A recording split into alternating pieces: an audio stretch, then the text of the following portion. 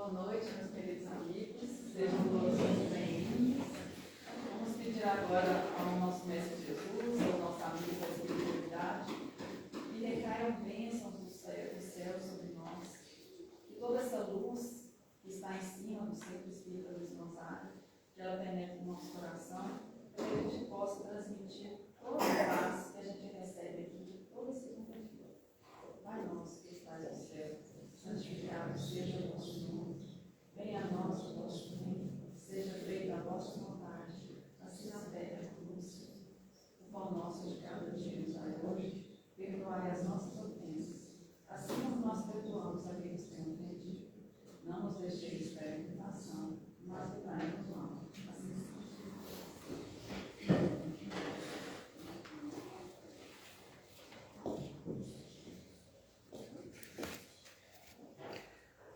Sabrina me colocou de castigo hoje, falando o tempo todo, porque segunda-feira passada eu não pude vir.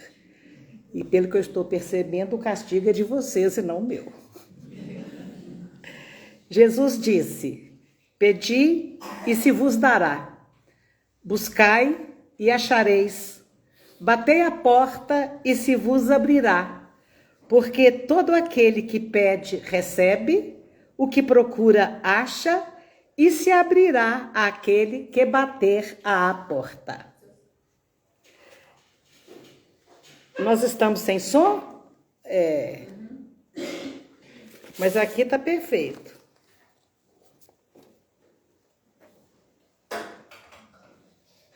Tá vendo? Tá mesmo. Vamos continuar.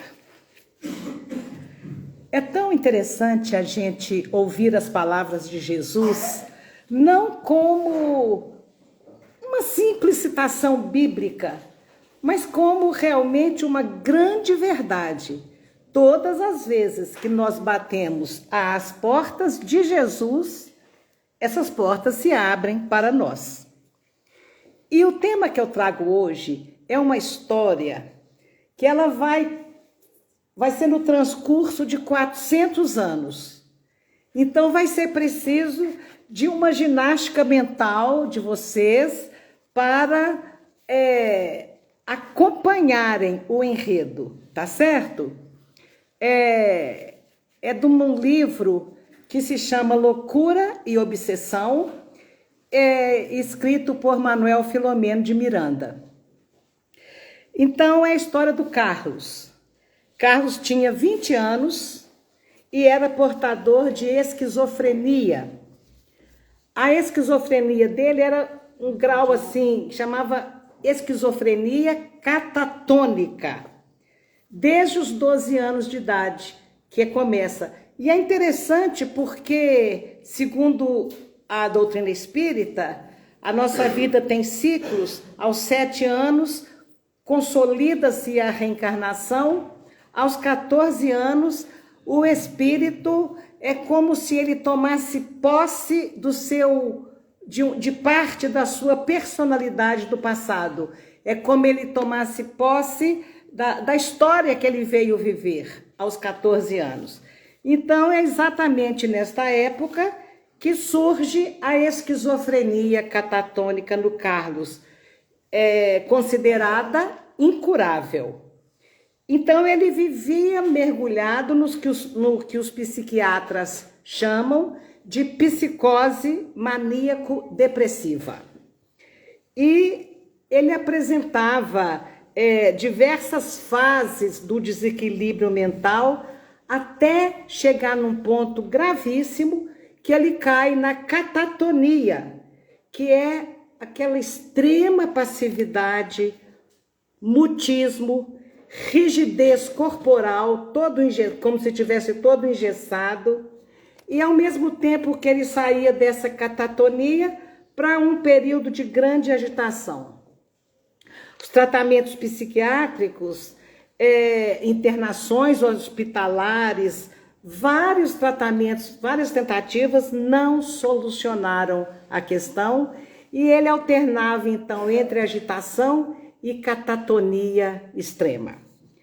A mãe dele, uma senhora muito religiosa, muito católica, vivia em aflição com aquele quadro do filho e uma amiga lhe diz: procura um centro espírita, procura um socorro espiritual.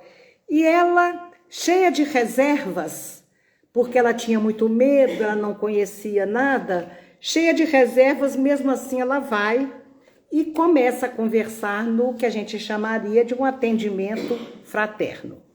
Nesse centro, era um centro de Umbanda.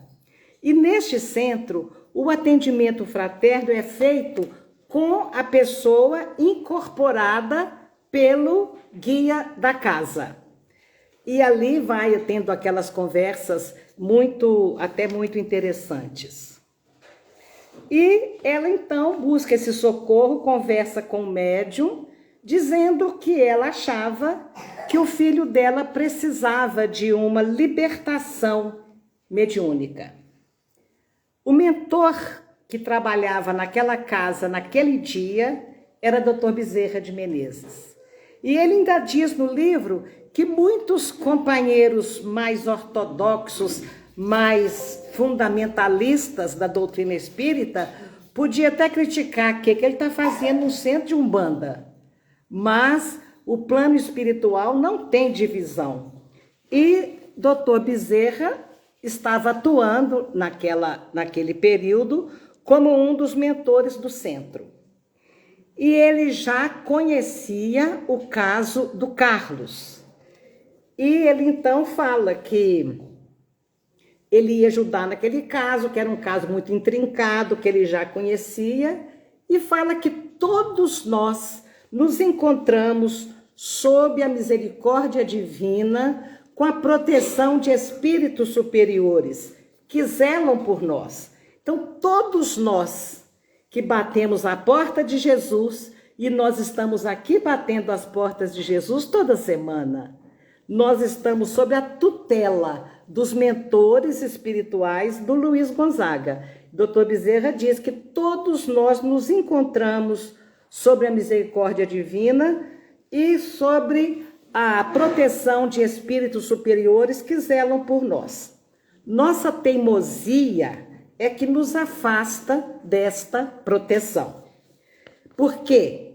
Elucida o Dr. Bezerra. Para recebermos o socorro espiritual que a gente vai buscar e que a gente vai pedir, considera-se duas coisas. Primeiro, o merecimento de quem pede. E segundo, o esforço pessoal que a pessoa está empenhando para resolver a própria situação. Então, a doença surge na puberdade do Carlos e é naquele momento que ele começa a se isolar totalmente das pessoas, se isola dentro do quarto, torna-se silencioso ao extremo, cai o rendimento escolar. Neste período, o pai dele desencarna e a mãe contava isso tudo para o médium. Enquanto ela conversava com o médium, já 2 enfermeiros espirituais que trabalhavam ali, junto com o pai do Carlos desencarnado, que também havia acompanhado até aquela casa, os 2 enfermeiros espirituais vão na casa da dona. O Carlos estava dormindo e ele é trazido para o centro em desdobramento. Olha que a gente está no atendimento fraterno com alguém e nem imagina como a espiritualidade já começa a agir. Então o Carlos é trazido durante o sono, enquanto a mãe dele conversa com o médium. Dr. Bezerra consulta, faz um exame no Carlos e confirma o diagnóstico. Diz que realmente era um caso de esquizofrenia muito grave, mas que, se a psiquiatria dizia incurável, ele apontava para alguma esperança, podia ter aí alguma esperança naquele tratamento. E Dr. Bezerra diz que o Carlos estava naquela situação porque ele vê a reencarnação passada do Carlos. Ele tinha sido arbitrário, despudorado, levado uma vida totalmente desregrada. Ele abusou da autoridade, abusou do sexo e perturbou a paz de muitas pessoas. Reencarnado, ele reencarna como Carlos e traz um forte sentimento de culpa em sua consciência. E este sentimento de culpa que ele traz, ele se autopunia. Ele causava as próprias situações. Ele então perturba toda a sua área afetiva e ele vê nele vários conflitos na adolescência. Junto com essa questão que ele mesmo perturbava a sua área de afetividade, ele sofria uma perseguição espiritual de uma jovem negra que queria vingar dele alguma coisa do passado. A mãe, enquanto conversava com o médium, dizia que não entendia por que aquele filho dela, aquele menino que tinha sido tão quietinho, tão educado, embora tristonho até então, como que ele podia sofrer tanto aquela doença que ela não entendia a causa daquele sofrimento, porque o filho dela nunca tinha feito mal a ninguém naquela existência, né? Acontece que o Carlos era um verdugo de si mesmo, porque ele havia usado mal o livre-arbítrio e impôs a si mesmo a necessidade de reparação. Ele queria, com aquele sofrimento, aprender a aproveitar melhor o tempo encarnado na Terra.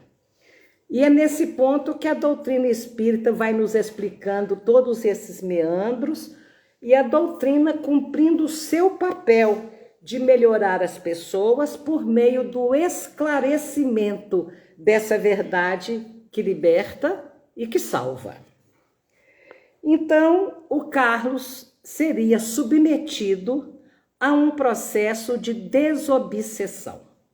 Como é que isso ia funcionar? A mãe foi orientada pelo médium a ir ao centro durante alguns dias.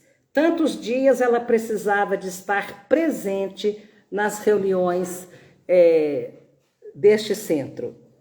E todo dia ela ia orar pelo filho até que ele resolvesse acompanhá-la. Porque até então, vocês estão percebendo, ele tinha sido levado lá no centro em desdobramento. E o Carlos, então, em desdobramento, ele começa o seu tratamento de desobsessão. Ele recebe fluidos através dos passes espirituais, ele recebe fluidos para fortalecer as energias dele, para restaurar as energias, para protegê-lo de forma que ele não sofresse tanto as agressões dos inimigos desencarnados que o acompanhavam. Então ele começa a receber todo esse tratamento desdobrado lá no centro. Então, o Dr. Bezerra faz alguns comentários sobre a esquizofrenia, que nós vamos comentar aqui para contextualizar bem a história.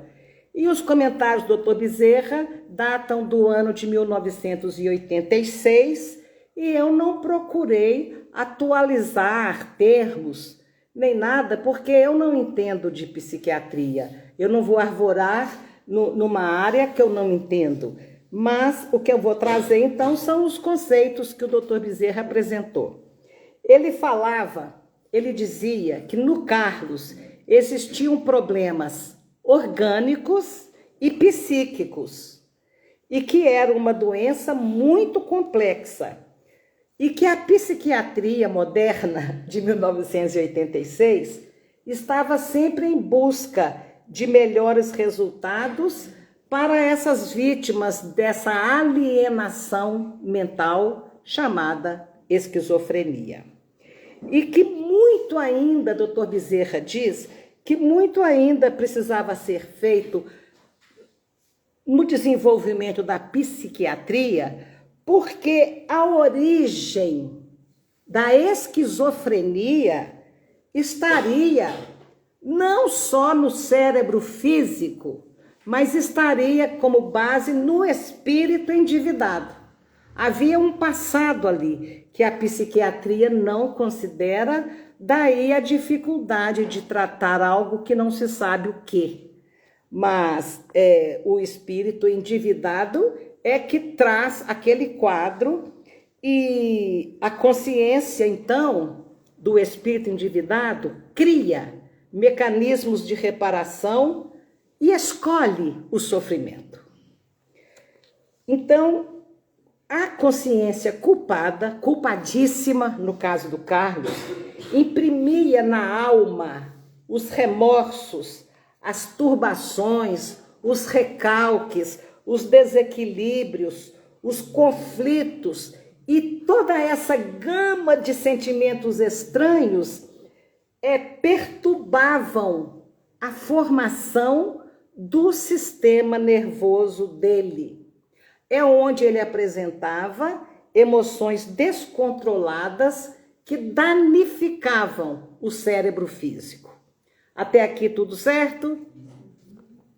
Então, ele impôs, pela culpa, vários distúrbios e perturbações no sistema nervoso.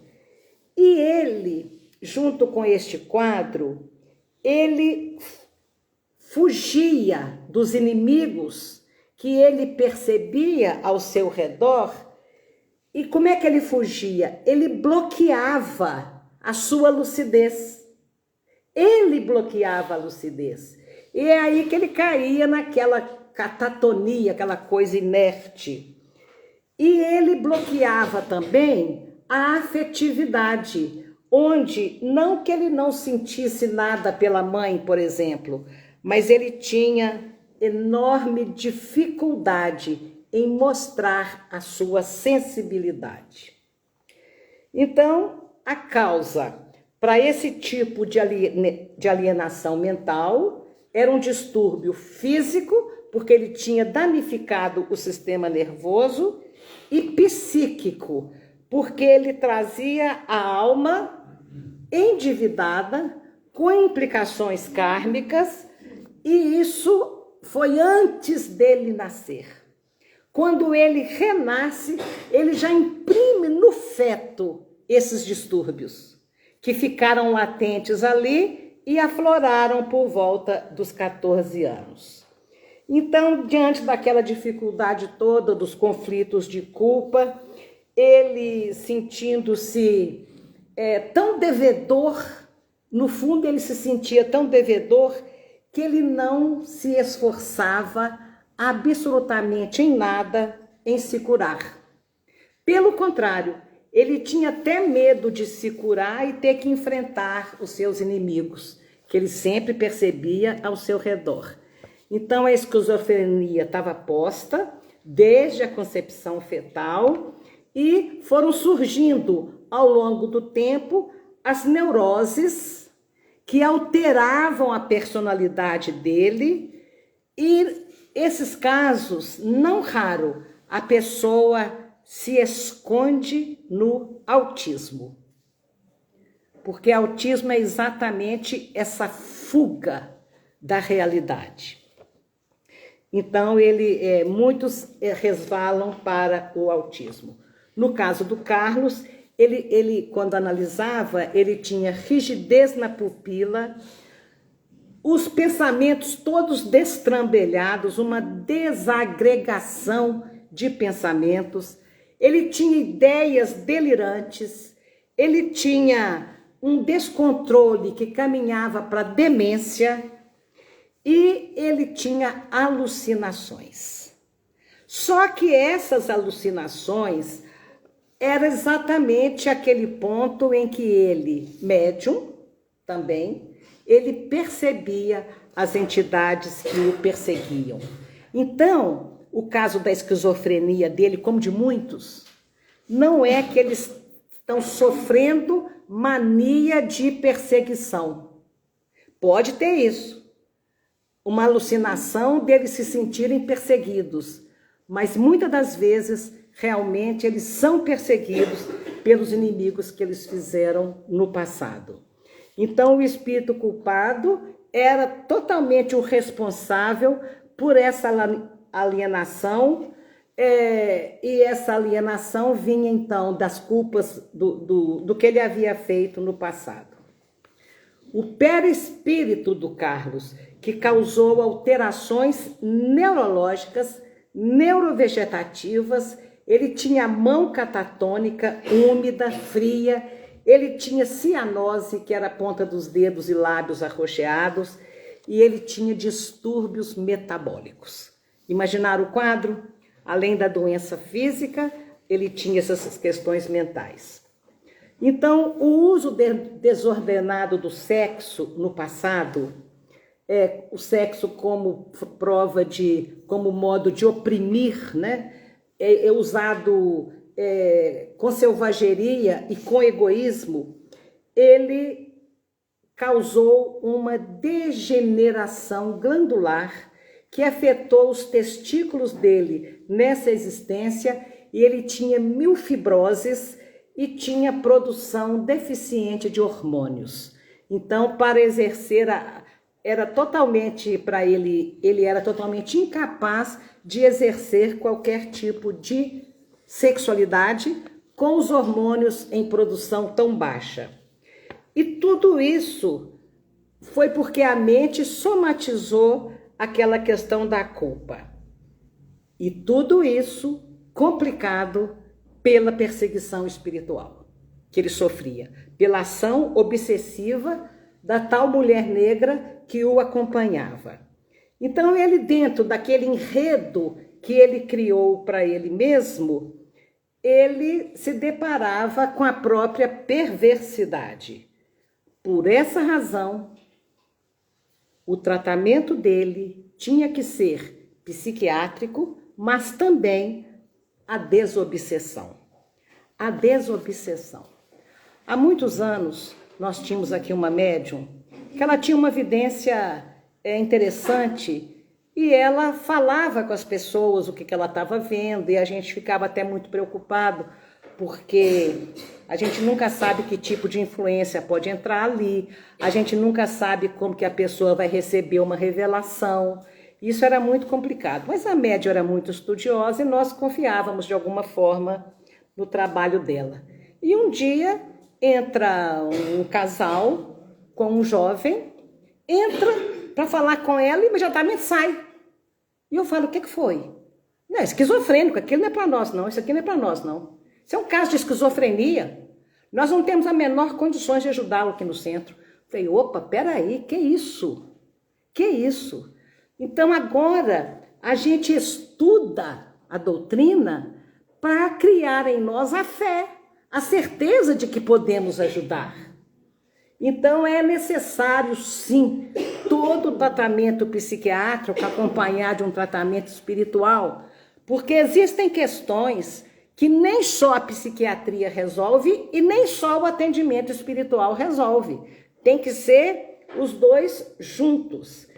Então, se o casal bate as portas do centro buscando Jesus, eles tinham que encontrar Jesus aqui. E no pessimismo dela e na falta de conhecimento do envolvimento espiritual em toda doença psiquiátrica, em toda demência, em toda alienação mental, esse desconhecimento fez com que ela dispensasse o casal, que nós tivemos oportunidade de trazer para dentro de novo. Então, o Carlos começa a receber tratamento de fluidoterapia, que eram os passos aplicados pelos espíritos. E depois, quando ele começasse a frequentar, ele receberia o tratamento de evangelioterapia, né? Ele seria convidado para realizar alguma pequena tarefa ali na casa, alguma dedicação ao próximo, para ele ir ganhando méritos e diminuindo o débito. Mas, por enquanto, ele não tinha aparecido ainda no centro espírita, nessa casa de caridade. Então, o doutor Bezerra dizia que não cabia agasalhar totalmente ideias muito otimistas, exageradas quanto à recuperação total da saúde dele, porque a recuperação total precisava de uma construção mais longa, onde ele ia trabalhar o próprio interior, ele ia procurar se vencer, e aquela cura que estava começando ali naquele momento, talvez fosse resvalar ainda lá no mundo espiritual quando ele desencarnasse, ou até numa outra existência. Era uma cura, ela aconteceria. Quando é que ele não falou que não poderia garantir que seria naquela própria existência? E é muito interessante o tipo de atendimento que a casa da linha da Umbanda oferece, porque os médiuns, eles olham a pessoa e muitos dos médiuns sabem tudo sobre aquela pessoa. Nos centros espíritas também existem médiuns que olham a pessoa e sabem tudo daquela pessoa, só que não revela. Não tem-se o hábito de fazer revelações aqui, porque o esquecimento do passado é uma lei que nós respeitamos. Mas lá eles deixaram de saber, tudo que vê, fala mesmo, e é isso que as pessoas gostam, que chega aqui para fazer um atendimento fraterno e fala, eu queria conversar com um médium. Ah, você não vai conversar com o médium. Ah, porque o espiritismo é muito devagar. Nós somos meio devagar. Mas acontece que a cura acontece assim mesmo. Então, esse médium que recebeu o Carlos foi capaz, como era capaz, de ler todas as pessoas que o consultavam. Ele conseguia saber todas as experiências que a pessoa trazia, porque todas as nossas experiências estão gravadas em nós. Nós já falamos sobre isso. E essas experiências que estão gravadas em nós, tudo que a gente já viveu até hoje, pode ser acessado por médiuns, ou no caso do Dr. Bezerra, como mentor desencarnado, que viu ali toda a trama. Dr. Bezerra compara ao arquivo que trazemos em nós como um centro de computação, com todas as informações de cada pessoa, com todas as informações de todo mundo. E alguns médiuns têm essa percepção, porque a pessoa, nós somos como um espelho que refletimos a nossa história. Mesmo os erros já corrigidos ficam arquivados, como um arquivo que você pode até atualizar, mas sem apagar o arquivo antigo. Fica ali. Tudo que você fez está ali gravado. Você já pagou por aquilo, você já consertou aquele erro, está gravado. Não para ninguém te julgar aquilo na cara, não para uma punição eterna, mas é porque fica gravado para a própria pessoa olhar a sua escala evolutiva, o que já cresceu, o que já melhorou. Então, o perispírito, o Dr. Bezerra diz que é um computador muito mais sofisticado do que a gente pode imaginar, porque guarda realmente todas as nossas atitudes. E muitos médiuns são capazes de ver isso. Nós temos um modelador biológico. O nosso perispírito é o nosso modelador biológico. É o que vai dar a receita para a formação do nosso próximo corpo. Então, automaticamente, nas delicadas engrenagens do sistema nervoso, ali nós imprimimos asas de liberdade ou algemas de um presídio, dependendo da experiência que nós vamos precisar. Então, no caso do Carlos, o problema mais grave dele não era a obsessão. o fator responsável realmente pela loucura dele era ele mesmo, o que ele havia impresso na própria mente. Foi a autopunição dele que gerou aquele quadro daquela doença tão terrível. E os inimigos desencarnados que ele tinha piorava aquilo, aumentava aquilo, mas não era uma causa primeira dos problemas dele. Então, agora vamos ver qual é a história dele. A entidade que no plano espiritual acompanhava o Carlos, a entidade que incorporou no médium da casa espírita, como espécie de uma mentora, acompanhava o Carlos há 400 anos e tinha sido mãe dele em mais de uma experiência reencarnatória. Como que começou aquela história dele? Era uma guerra no século XVII, uma guerra com lutas sangrentas e impiedosas de conquistas de território na Europa. As tropas espalhavam terror, enlutavam lares, deixando órfãos, crianças, viúvas na miséria. Aquela guerra terrível, né, que tanto mal causava a aquelas pessoas.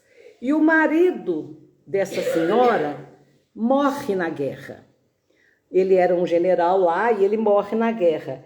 E ela, ao ficar viúva, ela incentiva o único filho, o Carlos, ela incentiva o único filho a vingar a morte do pai. Ele era nobre e ele então entra para a luta, entra para o exército, e sem experiência de luta, ele faz muita crueldade, muita maldade nessa guerra, mas ele é morto porque ele não tinha experiência.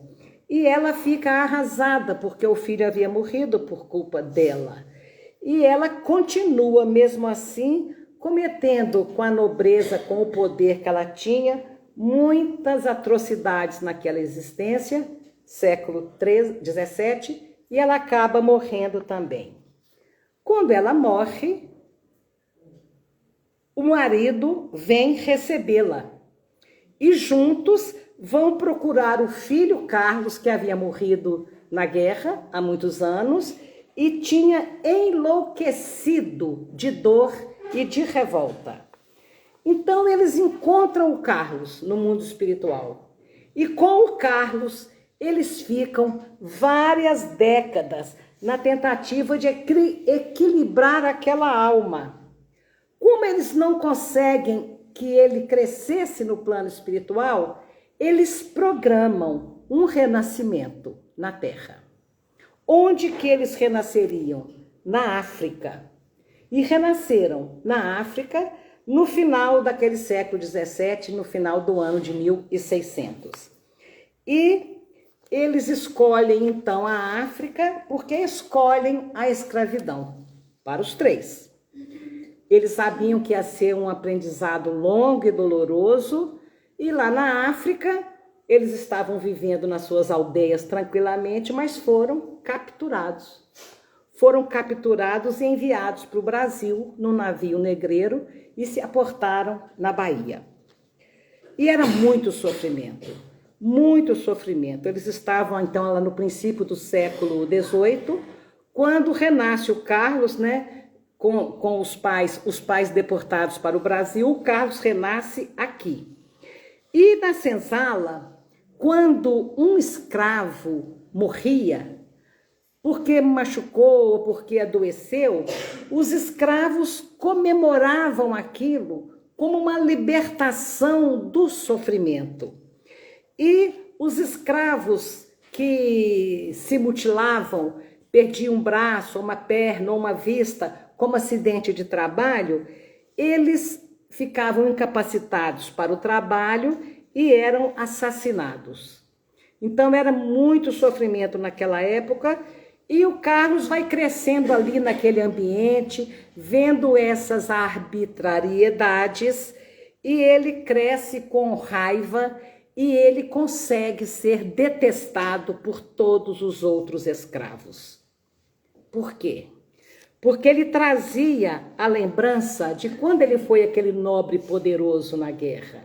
Ele trazia aquela lembrança do poder e quer viver como se ele ainda fosse poderoso, mas o feitor o coloca no tronco por rebeldia e lhe dá várias chibatadas. E naquelas chibatadas ele morre, clamando por vingança. Os pais, enquanto isso, continuaram vivendo como escravos, aprendendo as lições da submissão, da esperança e se apegando cada vez mais à religião dos escravos, com o culto dos mortos e tudo mais. No plano espiritual, o Carlos se associa a falanges do mal e começa a preparar a vingança para aquelas pessoas da fazenda onde ele foi escravizado. Preparar a vingança contra aquele feitor que o matou na chibatada. E ele fica ali preso com uma turma enorme, só pensando em vingança. E enquanto isso, a mãe dele segue como escrava, aprendendo as noções de dever, aprendendo como amar os filhos dos outros, porque a sinhazinha da casa se casa e ela é ordenada a seguir com aquela sinhazinha para a fazenda dela. Ela é separada do marido e ela vai embora para longe do marido. O filho já havia morrido e ali ela cria os filhos alheios com todo o amor que ela tinha no seu coração. Depois desencarna o pai e a mãe de novo. Carlos está lá no plano espiritual, envolvido com falanges do mal. Já estamos então no século XIX e eles encontram o filho rebelde com aquela turba e eles programam outro nascimento para trazer novamente o Carlos à Terra. E programam de novo no século XIX, 1800 por aí, programa de novo a submissão da escravatura. Eles optam, pai e mãe escolhem a escravatura. Por quê? Porque o Carlos, por força do karma, ele teria compulsoriamente de renascer escravo. Então, de novo, eles estão nessa situação. Pai, mãe e filho, escravos. O Carlos, quando ele renasce, ele é praticamente teleguiado, telecomandado pela turba de espíritos muito maus e rebeldes que ele deixou no plano espiritual. Eles usavam o Carlos como um instrumento deles para fazer maldade, disseminar ruindade. E o Carlos foge da fazenda e funda um quilombo. Mas ele não funda um quilombo para abrigar os escravos que não aguentavam o sofrimento e fugiam, para abrigar escravos que estavam velhos, não conseguiam trabalhar mais, para abrigar escravos mutilados. Não, ele funda um foco de resistência, onde a gente já viu vários filmes mostrando como é que os escravos interceptavam as carruagens, matava todo mundo, tomava as coisas. E ele vive ali naquele quilombo com muita maldade, com muita arbitrariedade, muita selvageria e termina aquela existência. Termina aquela existência e os pais também terminam a existência e encontram de novo no plano espiritual. O amor que o pai e a mãe dele tinham por ele faziam com que eles não o abandonassem e sempre procurava o Carlos e encontrava sempre aquela alma consumida pelo ódio. E os pais cada vez mais iluminados. Cada vez mais iluminados. E eles então começam, os pais, a trabalharem no plano espiritual pelo resgate daqueles inimigos, daqueles espíritos maus que estavam ligados ao filho, aprisionando o filho naquele ódio. E eles levavam esses espíritos para comunicar na casa de caridade, na mesma casa de caridade. Esses espíritos incorporavam ali nos médiuns e iam sendo educados, conversados, orientados e etc. E o pai renasce. É engraçado a gente mostrar isso ao longo dos séculos, né, gente? Renasce e desencarna, renasce e desencarna. O pai renasce. E do plano espiritual, a mãe continua lá no plano espiritual, amando o ex-marido e tentando ajudar o filho. O pai seria pai do Carlos de novo, só que dessa vez ela não viria junto. Ela então consegue separar o filho daqueles espíritos maus, interna o filho numa colônia espiritual, até chegar o dia dele renascer. Renasceu Carlos. Hoje, ele traz, então, a deficiência mental. O pai dele não desencarna quando ele era adolescente. O pai desencarna, o acompanha no tratamento do centro. E este espírito, que foi a mãe dele, relata, então, para a gente 400 anos de luta, onde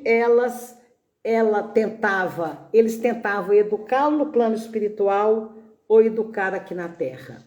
E levavam todos aqueles espíritos para a casa de caridade, onde eles recebiam inspiração para ter alento, para ter coragem. E o próprio Carlos também recebia em espírito, quando ele era desdobrado e levado ao centro, recebia essas mesmas orientações, que ele procurasse ter bom humor, pensamentos superiores, e de modo que as ideias elevadas fariam com que ele rompesse com aqueles adversários do passado. Na casa espírita, quando a mãe dele, que não é nem essa mãe dos 400 anos, a mãe dessa existência, está conversando com o médium, 2 enfermeiros espirituais foram designados para estarem sempre com o Carlos. Onde ele fosse, dentro de casa, se ele saísse à rua, ele teria essa companhia espiritual, amparando, orientando, conversando, tentando limpar fluidicamente a aura dele para não atrair tantos inimigos desencarnados. Então, ali, ele começa a ter a reeducação, que vai lhe inspirar a ideia de um crescimento espiritual e libertação daqueles costumes antigos que, durante 3 existências como escravo, ele continuou muito malvado, conforme a gente pôde observar. E ele vai vendo, e nós também acompanhando, como que é difícil um espírito se libertar do próprio primarismo, né? Essa coisa primitiva. E Dr. Bezerra esclarece que, na verdade, nós todos somos frutos das nossas experiências e que toda transição para melhor que nós tentamos hoje é difícil, é sacrificial, é demorada, porque nós não sabemos de que passado nós estamos vindo. Mas cada passo no sentido de quero ser uma pessoa melhor, quero manter os meus pensamentos elevados, quero criar o hábito de uma leitura edificante, tudo isso que a gente fizer é um passo, é um terreno conquistado. De qualquer forma, eu quero abrir um parênteses pequenininho para falar que está na cara que somos herdeiros de nós mesmos. Quando, por exemplo, a linha da constelação familiar, se esse escravo fosse ser constelado, eles iam falar assim, ele está repetindo o mesmo papel do trisavô dele. Não, ele está repetindo a si mesmo. Era ele mesmo que voltava com as mesmas características. E quando nós temos a impressão de que o filho está fazendo igual o pai ou o avô, não é porque ele está repetindo o comportamento do pai ou avô, não é porque ele assumiu o karma do pai ou do avô, assumiu o defeito como um predeterminismo. É porque saíram da mesma família espiritual e já tinham as mesmas tendências. É isso que confunde as pessoas de pensar que há aquele determinismo. Seu avô foi um assassino, você será um assassino. E não é verdade que a coisa funciona assim. Isso comentando muito rapidamente sobre uma questão que realmente também não entendo muito, que é a constelação familiar. Mas somos herdeiros de nós mesmos. Então, chega de noite, os amigos espirituais vão na casa do Carlos, encontram lá a mãe dele dessa encarnação, sempre em oração, sempre tentando colocar a paz dentro de casa.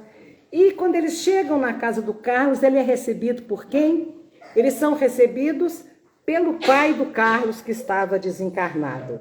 E o pai do Carlos tinha trabalhado durante muitos anos socorrendo espíritos desencarnados, delinquentes, logo que desencarnavam, e com isso ele criava méritos e condições para poder ajudar Carlos, ajudar o filho dele nessa existência. E eles encontram lá em paz, encontra totalmente limpos, os espíritos perturbadores e inimigos já não estavam mais lá, os adversários do Carlos já não estavam mais lá, e isso fez com que o Carlos acordasse se sentindo bem melhor.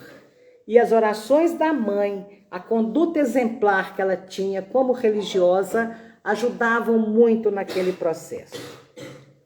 Dr. Bezerra, então, faz de novo uma anamnese no corpo físico do Carlos e vê que ele trazia realmente anomalias irreversíveis.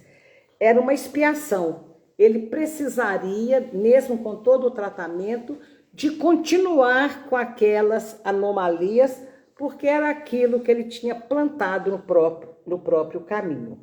Mas eles, com o tratamento, ele ia ter maior independência da mãe, ele ia trazer um pouquinho de felicidade para ela, porque ele ia interagir melhor, a catatonia já tinha passado, ele estava com o quadro de um pouco de demência que ele tinha, mas já não alterava mais tanto o humor, não sofria o assédio constante dos espíritos, que fazia a mãe dele tanto sofrer, né? Então, o tratamento do Carlos continuou com os passes na casa dele. As entidades do centro iam lá na casa dele e aplicavam passes enquanto ele dormia. Ele tomava 4 passes por dia. E aqueles passes iam desintoxicando o organismo dele. Ele lá sentado na casa dele, ele não sabia que ele estava recebendo 4 passes por dia. Ele nem sabia que ele estava sendo amparado. Enquanto isso, os obsessores dele também sendo tratados. Numa outra noite, o tratamento continua. O Carlos é levado ao centro. Então, como é que era o tratamento até então? Ora, os espíritos iam à casa dele, ora ele era levado ao centro em desdobramento.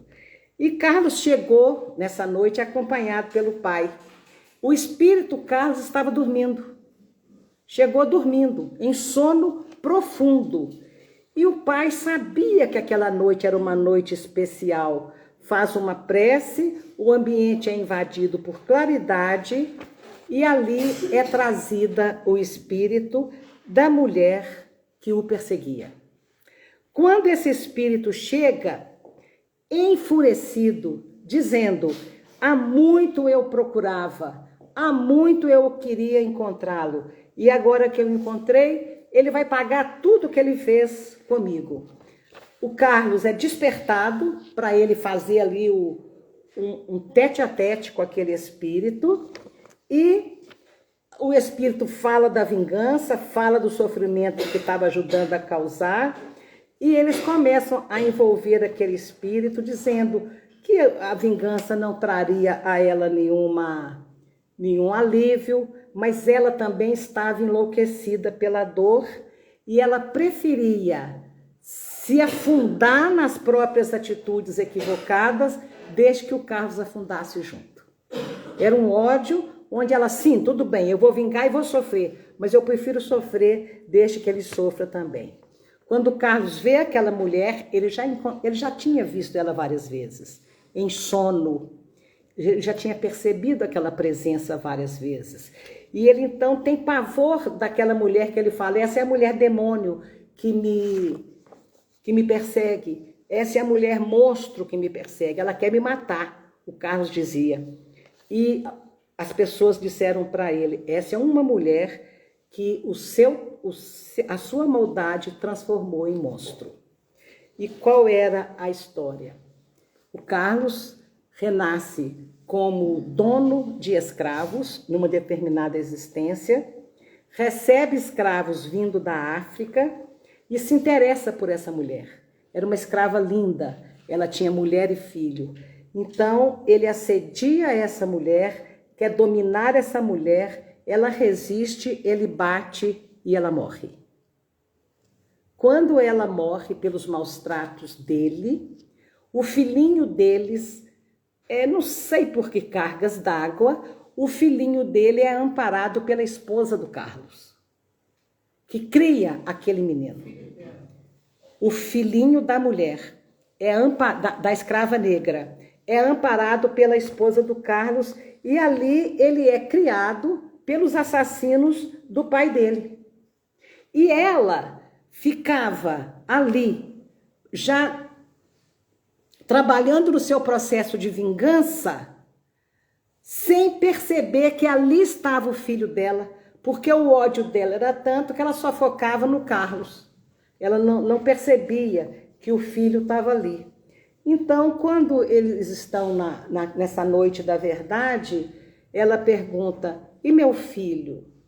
Onde está o meu filho? Eu nunca vi o meu filho. O marido dela também era um perseguidor do Carlos, porque o Carlos manda matar o marido dela logo em seguida, com medo da perseguição dele por ter matado a mulher dele.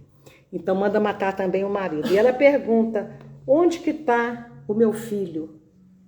Agora que embola tudo. Dr. Bezerra promove uma regressão de memória no pai do Carlos.